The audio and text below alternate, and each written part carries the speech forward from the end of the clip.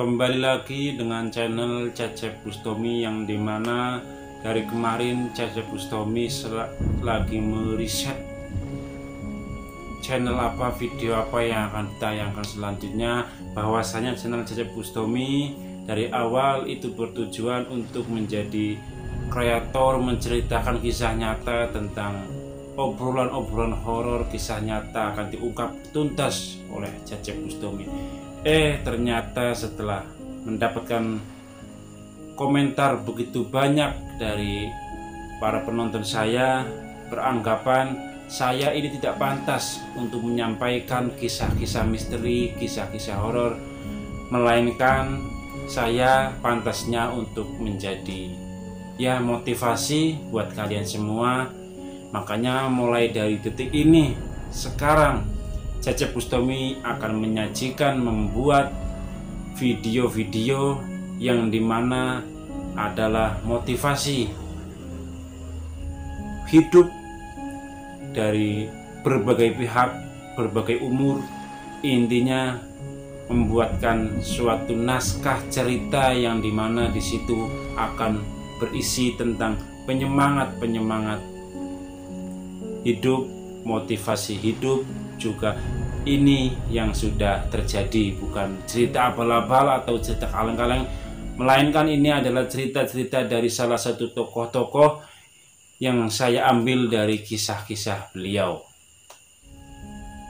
Untuk mengisi pada kesempatan kali ini, saya akan mengutip sedikit cerita tentang kesuksesan seorang pemuda, yang dimana pemuda itu selalu gagal dalam usaha. Pertama beliau itu merantau ke Jogja. Dapat uang, tetapi uangnya itu habis dengan sia-sia. Maksudnya sia-sia itu habis kok, tidak ada wujudnya buat beli apa atau buat apa, itu nggak ada. Terus pulang ke rumah, mau berangkat merantau lagi, minta sama orang tua lagi, pindah ke Jakarta. Kejadian itu terulang sampai 4 kali. Pulang ke rumah, akhirnya dia berpikir, kenapa setiap kali saya mau bekerja hasilnya nggak ada yang jelas, kemanakah atau buat apakah. Jadi yang dipikirannya itu cuma buat foya-foya. Berpikir, ini ada apa? Setelah ditelusuri, setelah dicari-cari, akhirnya mau berangkat ke Jakarta lagi, dia nggak jadi. Terus curhat sama orang tua, cerita sama, khususnya itu ibu, cerita sama ibu, saya kok begini bu, mau ngapa-ngapain sekarang jadi ragu, kenapa ya? Ibunya berkata, kamu mantep, madep, kalau mau usaha juga yang mantep, jangan sesekali tidak jujur. Itu cuma kata-kata dari orang tua. Dan dia itu pergi ke rumah orang tua, tapi bukan orang tua kandungnya, cuma orang tapi yang lebih tua dan sudah berpengalaman. Dan di situ dia dapat ilmu. Ini dapat ilmu itu dari manapun tempat, dimanapun kita berada, kita bisa mendapatkan ilmu. Contohnya pemuda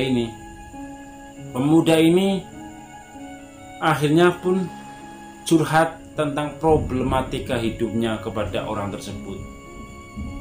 Dan intinya orang itu memberi saran cuma sedikit. Apa ada yang tahu? Sarannya cuma begini: bahagiakan kedua orang tuamu. Insya Allah kamu mau melakukan hal apapun akan terasa ringan dan menjadi berkah. Kalau sudah berkata berkah, pasti akan bertambah terus. Pemuda tersebut itu hatinya terbuka. Akhirnya dia itu pergi ke rumah, pulang ke rumah, dia minta modal usaha kecil-kecilan. Dia itu usaha jualan chicken. Mulai dari nol dapat berapa puluh ribu, terus hari ke hari beliau itu dapat 100.000, 200.000, naik omsetnya itu naik terus. Dan dia selalu membahagiakan orang tuanya. Ingat apa kata orang tersebut. Jadi dia punya uang sedikit, dia belikan sayur-sayuran buat ibunya. Jadi ibunya itu gak usah repot-repot beli sayuran, beli cabai, beli apa-apa. Jadi kangkung pun dibelikan, lombok cabai itu, cabai, bawang, bombay, semua itu dibelikan. Lalu dia berkata pada ibunya, ibu nggak usah belanja, biar saya saja yang belanja, ibu cukup masak di rumah saja. Bukan kok saya memperbudak ibu, tapi saya ingin membahagiakan ibu dengan cara seperti ini. Kalau saya tidak bekerja, saya akan bantu ibu memasak gitu. Jadi pemuda tersebut itu gimana caranya membahagiakan kedua orang tua.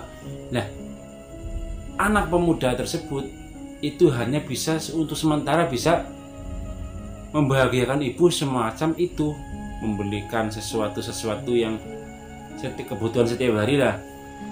Selang 3 tahun penghasilannya pun omsetnya semakin naik dan dia punya 3 orang anak.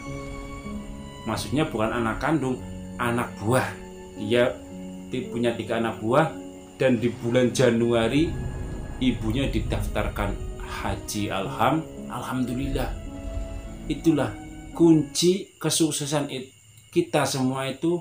Selain kita mencari ridho Allah, kejujuran, ketaatan, ketekunan, kunci terakhir yang paling utama adalah ibu kita. Jadi kita harus membahagiakan kedua orang tua. Kalau kita sudah membahagiakan orang tua, ridho Allah itu ridho walidain. Allah akan membuka pintu rezeki kepada kita semua. Terima kasih buat kalian yang sudah menonton video saya. Jadi mulai malam hari ini Cecep Bustami akan menayangkan cerita-cerita motivasi hidup buat kita semua. Assalamualaikum warahmatullahi wabarakatuh.